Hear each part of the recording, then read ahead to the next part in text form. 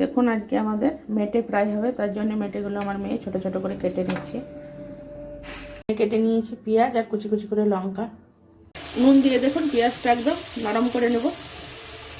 এখানে আদা রসুনের পেস্ট, নুন, হলুদ আর আপনার জিরে গুঁড়ো, ধনে গুঁড়ো, গরম মশলা সব দিয়ে দিয়েছি আমি। দেখুন মেটেগুলো দিয়ে দিচ্ছে, ভালো করে কষিয়ে নেবে নেড়ে চেড়ে। টমেটোর পেস্ট দিয়ে দিলাম, এবার টমেটো কেচাপ দিয়ে দিলাম। তো কতগুলো ধনেপাতা দিয়ে একদম নেড়ে চেড়ে গ্যাসটা কমিয়ে এবার ঢাকা দিয়ে দিব, জল দেবো না। তো দেখুন সুন্দরভাবে একদম হয়ে গেছে আমার।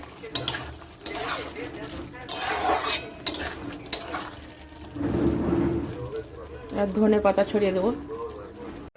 তো আমার দেখুন ধনে পাতা দিয়ে নামিয়ে নিয়েছি, একদম রেডি রুটি পরোটার সঙ্গে খাবার জন্য। দারুণ লাগবে খেতে।